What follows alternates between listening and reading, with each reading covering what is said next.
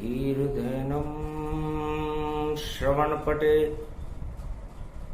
यतिवरा महावाक्य जनार्दन सच्चिदानंद त्वं शरणं ब्रजेश यादवेन्द्रं दयादाता पुंडरीक्षा क्षीरसागर शयनम कमलनयनम नमस्तुते नमामि श्री हरि। धैर्य से जिसको धारण किया जाता है, कर्णपटुओं से जिनका पान किया जाता है, ऐसे सच्चिदानंद भगवान श्री यादवेंद्र सरकार को मैं नित्य ही चिंतन करता हूं, नमन करता हूं। जिनको नमन करने से मंगलादि मंगल तो हो ही जाते हैं, साथ ही में बहुत बड़ा बल मिलता है मनुष्य। वाणी ब्रह्माणी करो वाणी पर नितवास, राम कथा वर्णन करूं पूर्ण कर्मा। मृत्युलोक ईश्वर भवन और मृत्यु जगत में हो, बदल जाते हैं चार चार युग, पर मृत्यु क्षय नहीं हो। कुमारिका क्षेत्र में रोहिणी की तपोभूमि में भगवान मार्कंड तपस्या कर रहे। सारा जगत ही तप रहा और तप गए सारे संत, और रोहिणी तप रही 9 दिन, फिर छा जाता है बसंत। मार्कंड भगवान ने अपने गुरु भगवान शंकर से कुमारिका क्षेत्र में संतों के समागम में एक प्रश्न रखा। महाराज, ये रोहिणी क्या है? 9 दिन तक ज्येष्ठ के महीने में क्यों तपती है, और इसके तपने से मानवता का कल्याण कैसे होता है? 9 दिन जेठ दोपहरी के और सारे जगत को तपाते हैं, और दृश्य अदृश्य संत सारे सब इसमें ही तप जाते हैं। सारी प्रकृति तपती है और सूर्य चंद्र तप जाते हैं, और 9 दिन क्या इसको समझाओ, ये मार्कंड्य फरमाते हैं। शंकर प्रकट भये त्रिपुरारी, धर्म सभा उठ गई सारी, कीन दंडवत मुनि प्रणामा, धन्य धन्य ये पावन धामा। ये कलयुग की काली बेला और रोहिणी इसमें आई है। 28 मई है भारत में, और क्या क्या रंग खिलाई है। 28 मई सब बात समझा देंगे भगवान शंकर। मार्कंडे से कहा, मार्कंड्य दीन दयाल विरद संभारी, हरो नाथ मम संकट भारी। भगवान शंकर ने एक चौपाई पढ़ी, उस धर्म सभा में सन्नाटा हो गया कि भगवान शंकर जो ज्ञान के तेज पुंज है, जिनके पास दिव्य दृष्टि है, और जिनकी शिव शक्ति, महाशिव शक्ति सारे संसार का ही कल्याण कर देती है, जिनकी जटाओं से गंगा बहती रहती है और सारे संसार की सारी ज्ञान शक्तियों को अपने अंदर समाहित रखने वाले शंकर भगवान जो त्रिनेत्र हैं, उनकी इस चौपाई को सुनकर सारा धर्म समूह और सारे संत सन्नाटे में आ गए। तब भगवान शंकर ने कहा कि भाई ये हमारा काम नहीं, महामारी फैल गई है और महामारी से बचने के लिए हमें भगवान मर्यादा पुरुषोत्तम राम की आराधना करनी चाहिए, चाहे कोई सा भी युग हो। देहिक देविक भौतिक तापा राम राज काहू नहीं व्यापा। देहिक देविक और भौतिक तापों को मिटाने के लिए मर्यादा पुरुषोत्तम राम जो नारायण का ही स्वरूप है सक्षम है। इसलिए भगवान शंकर भी उनसे ही मार्गदर्शन प्राप्त करना चाहते हैं कि दीन दयाल विरद संभारी हरो नाथ मम संकट भारी। हे दीन दयाल मर्यादा पुरुषोत्तम मेरे इष्ट देव राम, कलयुग में इस समय ये क्या हो रहा है? मर गई आत्मा सारी यहां और मानवता से सकती जाती है और दानवता कर रही अट्टहास। ये कैसी 21वीं सदी प्रगटाती है। रामचंद्र भी आ गए उसी सभा के माय, दिव्य सिंहासन बना दिया शिव ने और आसन देते बिठाए। भगवान मर्यादा पुरुषोत्तम राम भी उस धर्म सभा में आ गए। तब भगवान शंकर से मर्यादा पुरुषोत्तम राम ने कहा, हे भगवान शंकर, ऋषि मुनियों, मार्कंडेय मुनि, समस्त ब्रह्मवेताओं, देश देश के नृपालों,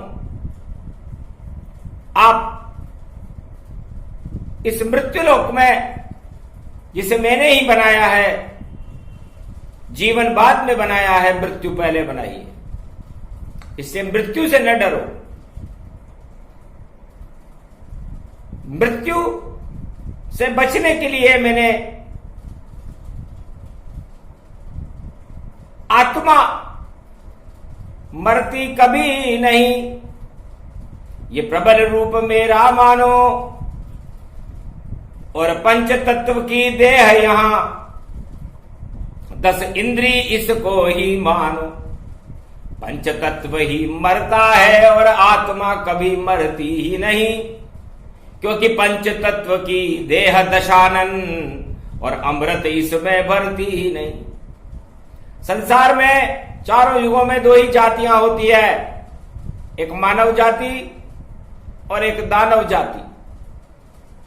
बस मानवता अमृत्व का कारण है और दानवता मृत्यु का कारण है। और जब जब भी चारों युगों में दानवता अपना प्रचंड प्रकोप किसी भी तरीके से दिखाए, चाहे वो महामारी के रूप में दिखाए, प्रकृति प्रकोप के रूप में दिखाए, अणु युद्ध के रूप में दिखाए, या किसी भी तरह से संसार में दानवता हाहाकार करे, तो मृत्यु निश्चित होती है। और धर्म की जब ग्लानि होती है तब मृत्यु का प्रकोप ज्यादा बढ़ जाता है। अधर्म को नाश करने के लिए ही तो मर्यादा पुरुषोत्तम राम चारों युगों में अपना अवतार लेकर प्रकट हुए। ईश्वर का प्रकाश होता है और प्रचार दानवता का होता है। तो जितने भी चारों युगों में प्रचार दानवता ढोल पीटती है और अपनी बड़ाई करती है और किसी की नहीं कुछ सुनती है। हिरण्याकश्यप रावण और कौरव सरकार बड़े बड़े कलयुग में राजा हो गए बंटाढार। जब राजा प्रजा की न सुने और अपनी जय जयकार करने में व्यस्त हो तो समझ लेना चाहिए दानवतावाद संसार में छा गया है और मानवता सिसक रही है। 1% मानवता है और दानवता अरब हजार। इसीलिए महामारियां और फैली जगत में महामारियां फैल गई है। भगवान मर्यादा पुरुषोत्तम राम की वंदना भगवान शंकर करने लगे। गद गद सभा सब हो गई और किया राम से प्रेम, मानवता में राम है और बाकी अधर्म की दे। हिरण्याकश्यप अपने बेटे तक को मरवा दिया उसने कि मेरी जय जयकार करो और सब मेरा ही जप नाम करो। अगर ऐसा नहीं करोगे तुम तो मृत्यु को अब हृदय धरो। मृत्यु दंडव देता था हिरण्याकश गति पाए, पर ऐसा मां नहीं हो सका हिरण्याकश मर जाए। प्रचार में हिरण्याकश्यप कम नहीं था, पूरे संसार में उसने दानवता का झंडा रोक दिया था और उसके पुत्र को भी उसने बड़ा तड़पा तड़पा करके मारा, लेकिन मरा नहीं प्रहलाद। शक्ति रूप साकार राम नाम की शक्ति से और बना भारत युवराज और भारत का युवराज बना, भारत का नेतृत्व किया। उसके बाद रावण देखो सोने की लंका लाया था, जिसने भी देखा लंका को सबका ही जी ललचाया था। तो सोने की लंका में 1.25 लाख परिवार और 14,000 खरदूषण थे जो करते रावण की जयकार। रावण ने उस समय 14,000 खरदूषण पाल रखे थे। सारे संसार में रावण सरकार के आतंक को फैलाना ही उनका काम था और भारत भी उस आतंकवाद की चपेट में था, क्योंकि लंका भारत से दूर नहीं और लंका पति इतराया था और आतंकवाद 14,000 खरदूषण को उसने भारत भिजवाया था। पहले भारत जीत लूं फिर जीतूंगा संसार और दानवता संसार में मेरी कर दो जय जयकार। उसने भी अपनी जय जयकार लगाई। हर राजा 14,000 खरदूषण पाल करके रखता है हर युग में, जो केवल उसके अंधभक्त होते हैं और उनके टुकड़ों पर पलने वाले होते हैं और उनकी जय जयकार करते हैं और राजा उससे बड़ी खुशी महसूस करता है। ये चारों युगों की परंपरा है संसार में। चाहे किसी भी देश का राजा हो, वो अपने आसपास चाटुकारों को पाल कर रखते हैं और उनकी अपनी जय जयकार लगाने में उन्हें बड़ा आनंद आता है। अपनी आलोचना सुने नहीं, रावण को सबने समझाया, हिरण्याकश को बेटे ने समझाया, अरे कौरव को सबने समझाया, पर धृतराष्ट्र की बुद्धि विकृत थी और नहीं समझ उसको आया।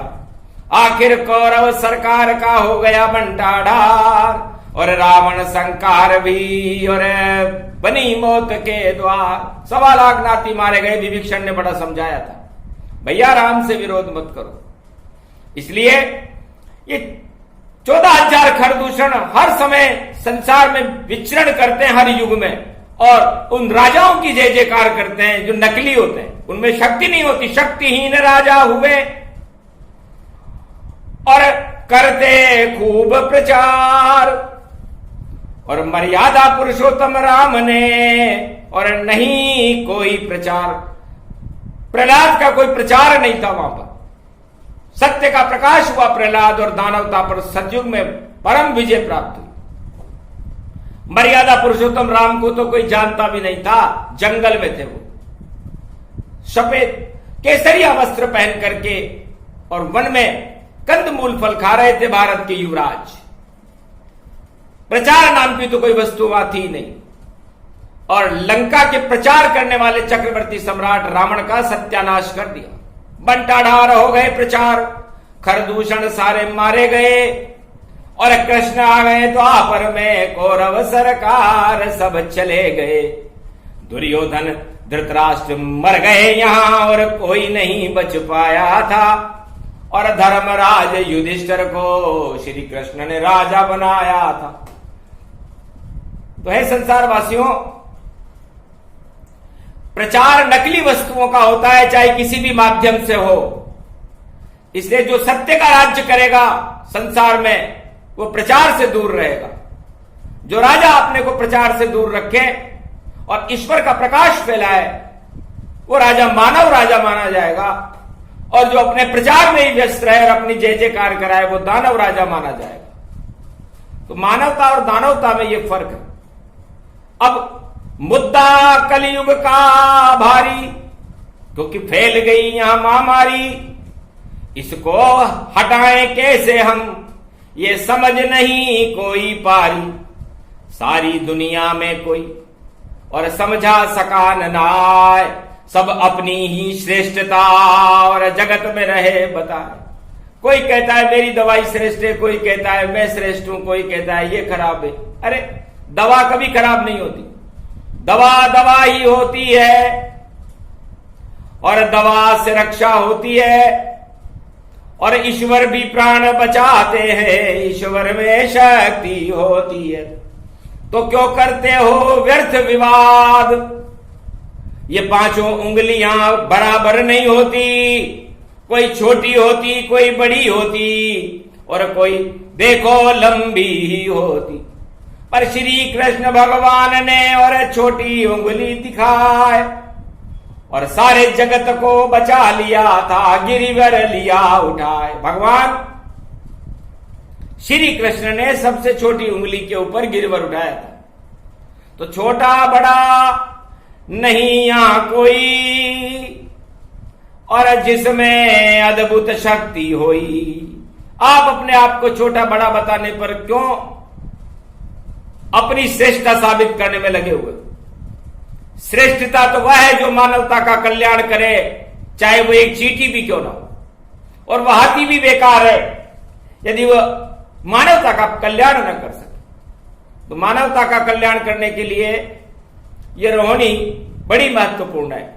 भगवान शंकर को संबोधित करते हुए मार्कंडे के प्रश्न पर भगवान मर्यादा पुरुषोत्तम राम अपना प्रवचन कलयुग में कुमारिका क्षेत्र में कर रहे थे।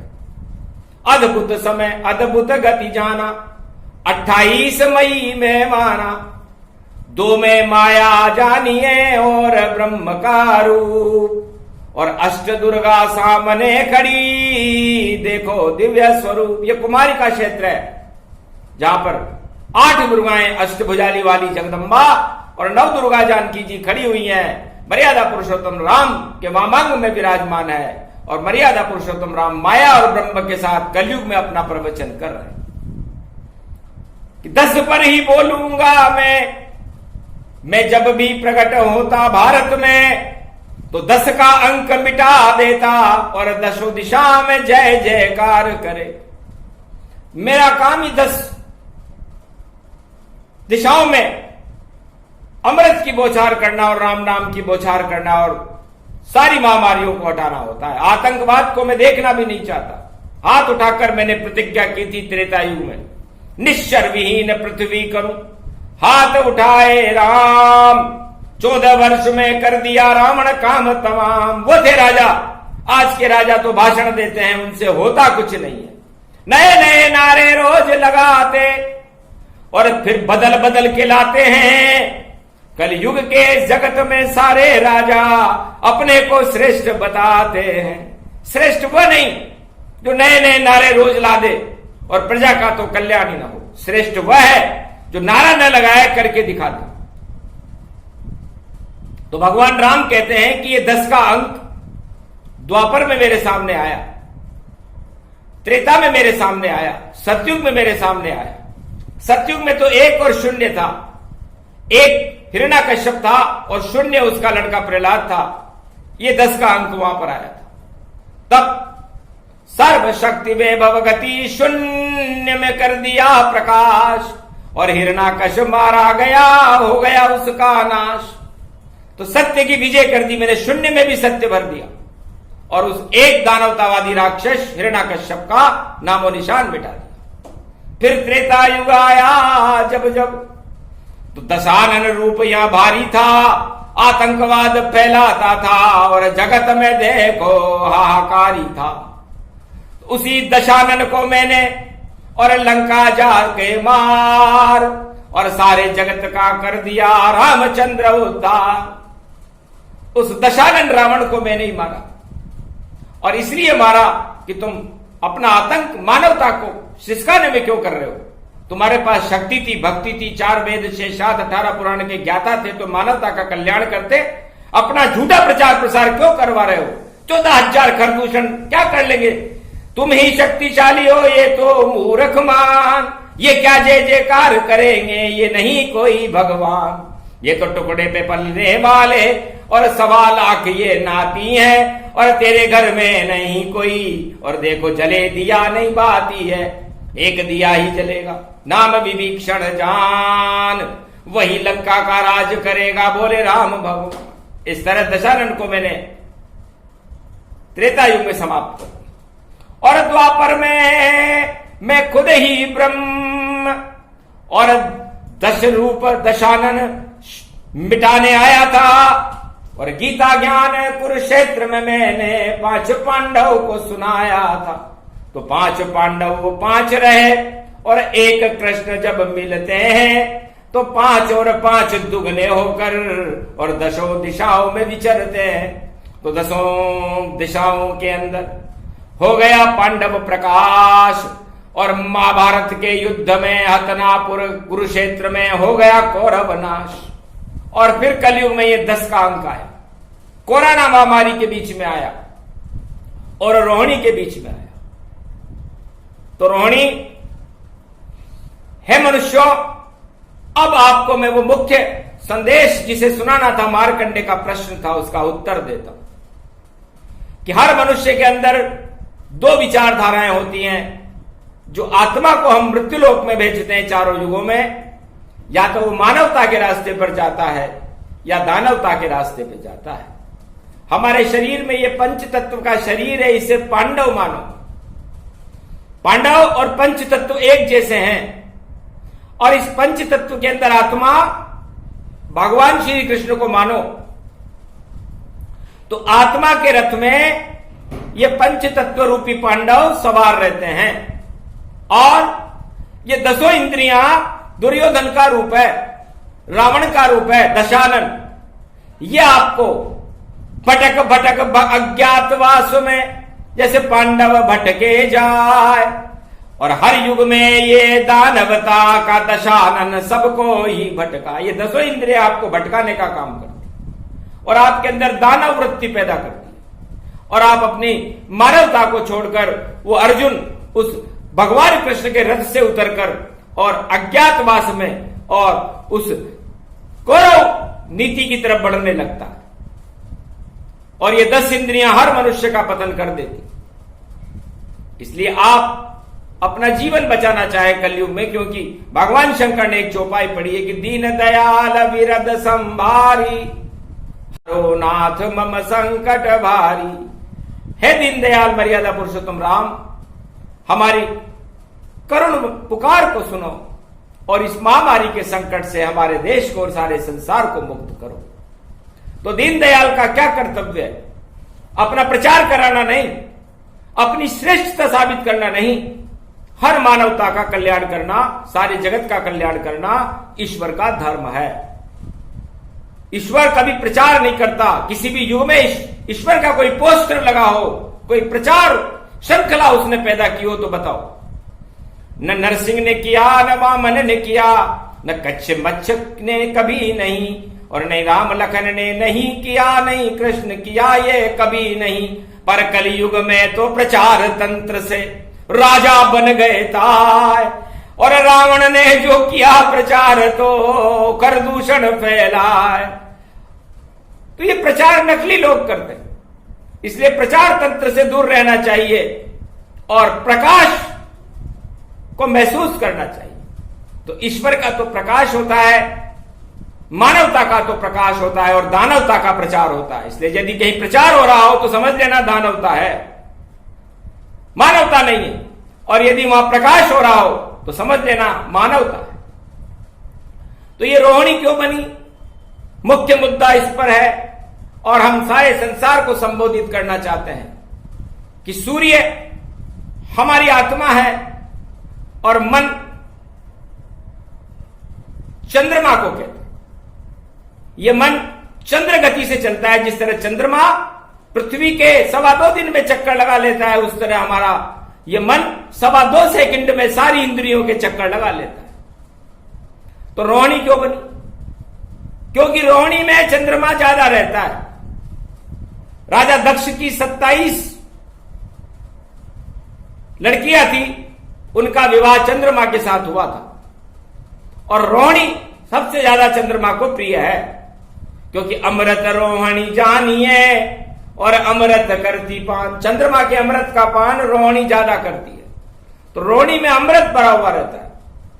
इसलिए एक वर्ष में एक बार 9 दिन तक अपने इन 10 इंद्रियों को तपाने के लिए ये योग 9 तपा बनाते हैं।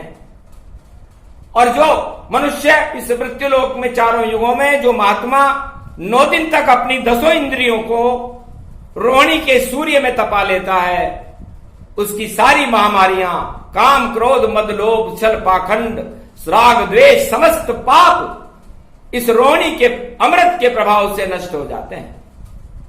ये विज्ञान सबसे बड़ा और मानव का विज्ञान, और प्रकृति ने इसे बनाया है, और प्रकृति कहे भगवान।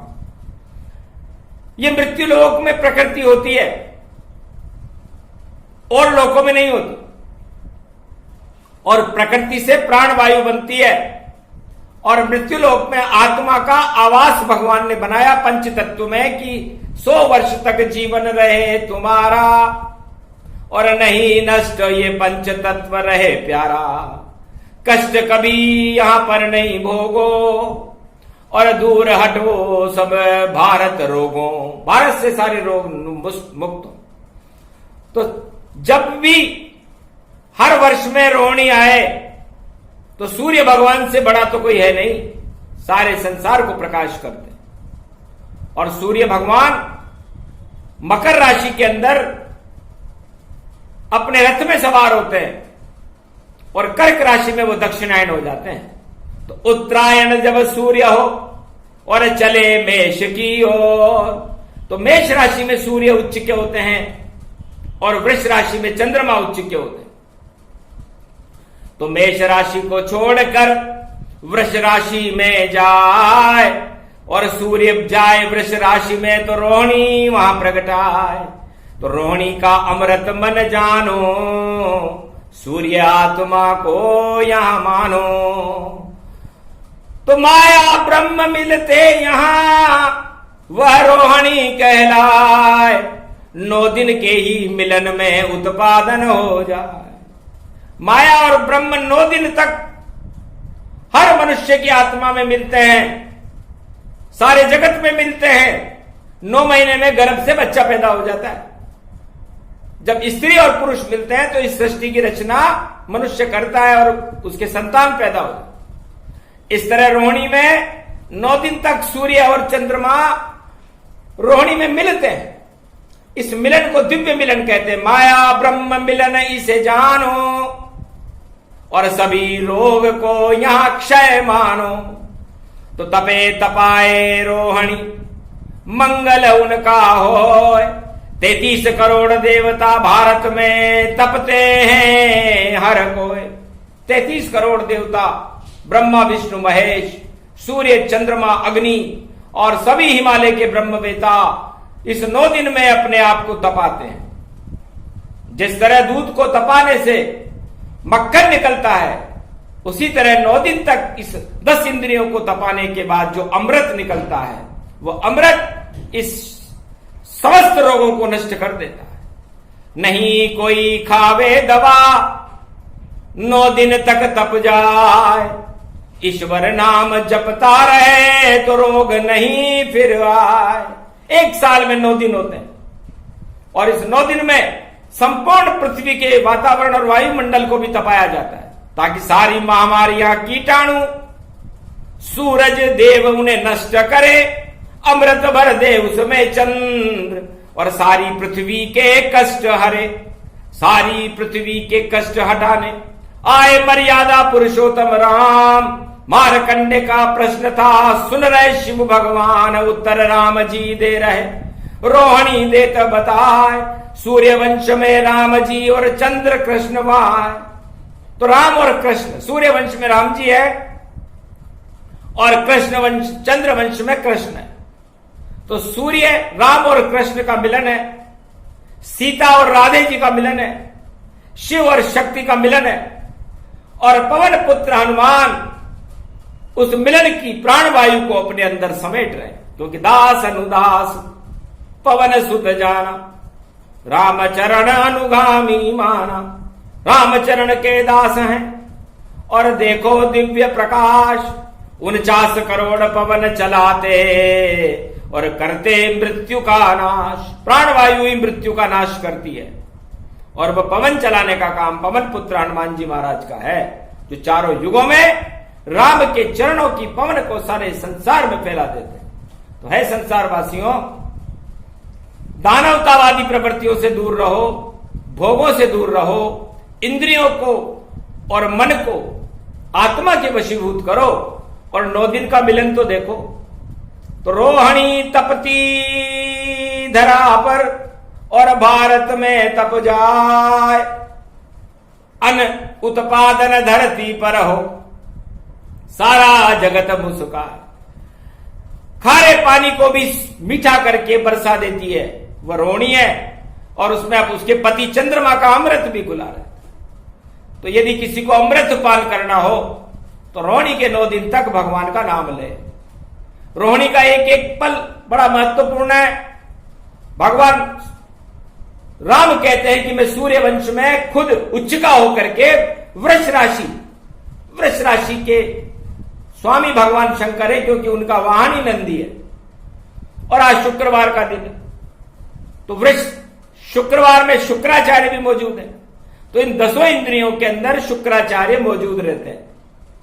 और यदि आपकी शुक्र गति प्रबल हो गई तो समझ लो, भोग प्रबल जब मन गति जाना, तो नष्ट करे उसको भगवाना।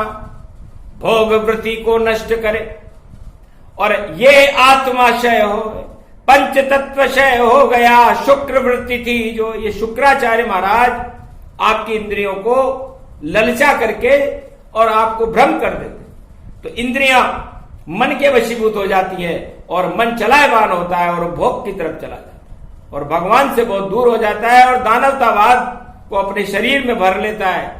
पाश्चात्य आचरणों को जब आप अपनाओगे तो हर मनुष्य का पतन संभव है। दवा क्या करेगी, ईश्वर का नाम क्या करेगा?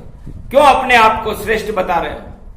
मानवता का धर्म तो प्रजा को कल्याण करने के लिए और मानवता को बचाना है।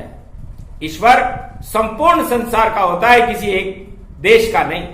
इस तरह राजा संपूर्ण प्रजा का होता है, किसी दल का नहीं। इसलिए राजाओं को इस समय मानवता की रक्षा करने के लिए, अपनी श्रेष्ठता का त्याग करके मानवता को बचाने के लिए 9 दिन तक भगवान की आराधना करनी चाहिए।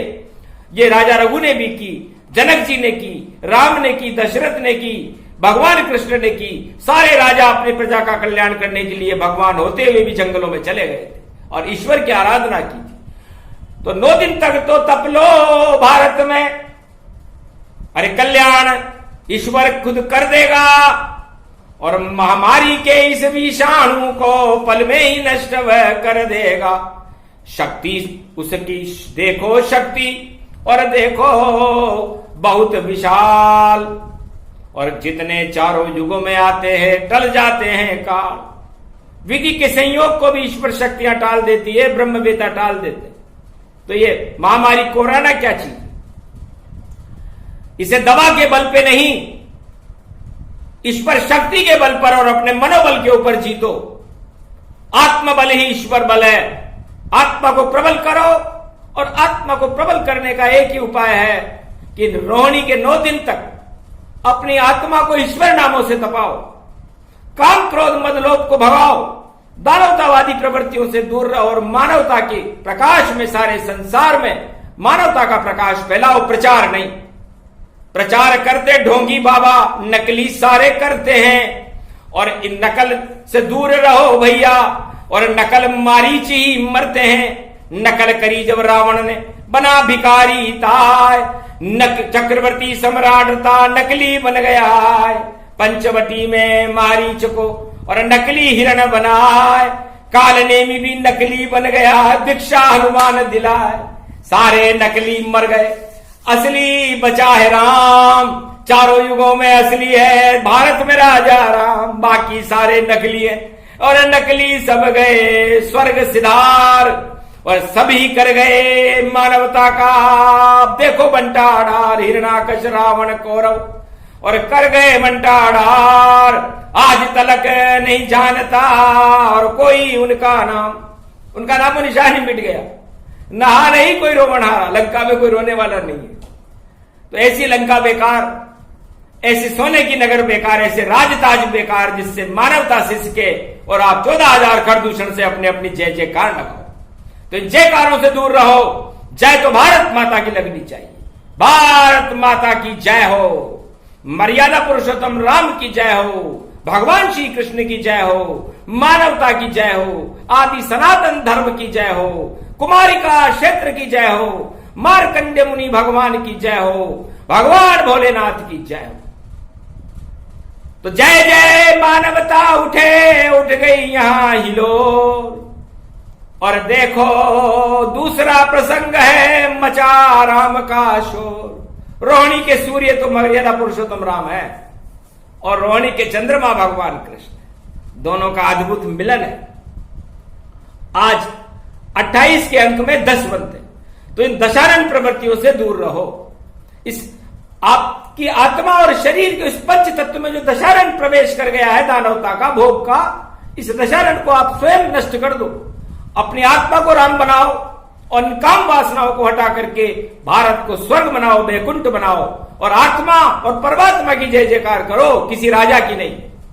क्योंकि राजा चुनती प्रजा ये, और राजा करे कल्याण तब जाकर ईश्वर उसको देते हैं स्वर्ग में स्थान। वही राजा वैकुंठ में जाता है जो प्रजा का कल्याण करे। वो राजा नरक में जाता है जिसकी प्रजा दुखी होती है। इसलिए राजाओं को भी, पूरे विश्व के राजाओं को मानवता को बचाने के लिए, इस कोरोना महामारी को हटाने के लिए संकल्प उठाना चाहिए, जैसे मर्यादा पुरुषोत्तम राम ने उठाया। अपनी जय जयकार को बंद कर दो, क्योंकि कुछ दिन की, 4 दिन की चांदनी है, फिर अंधेरा पाक और पंच तत्व की देह हो जाती है राख। इसलिए इस पर न भूलो। सत्ता का अभिमान भी बड़ा खराब होता है। धन मद, राजमद, स्त्री मद, प्रबल मद, इन मदों का त्याग करो। इस मदों को तपाने के लिए ही तो रोहिणी है। और ये रोहिणी भगवान राम और कृष्ण का आशीर्वाद है और ये चारों युगों में प्रवृत्त रहती है। यदि रोहिणी न तपे तो मानवता सिसकने लग जाए। इसलिए मानवता का प्रकाश करने के लिए यह रोहिणी का दूसरा उपदेश पूरा होता है। पूरे हुए उपदेश कृष्ण हर्षाए और राम सिंहासन उतरे, शिव को प्रणाम करने आए। राम और शिव का मिलन और राम कृष्ण मिल जाए, सारे ब्रह्मवेता मिले, ये कुमारिका क्षेत्र में आए। राजस्थान की धरती पर ये पावन दिया संदेश, हाड़ौती की धरती है जहां कर गए राम प्रवेश। कुमारिका क्षेत्र का ये रोहिणी का दूसरा प्रवचन भगवान राम की प्रेरणा से पूरा हुआ।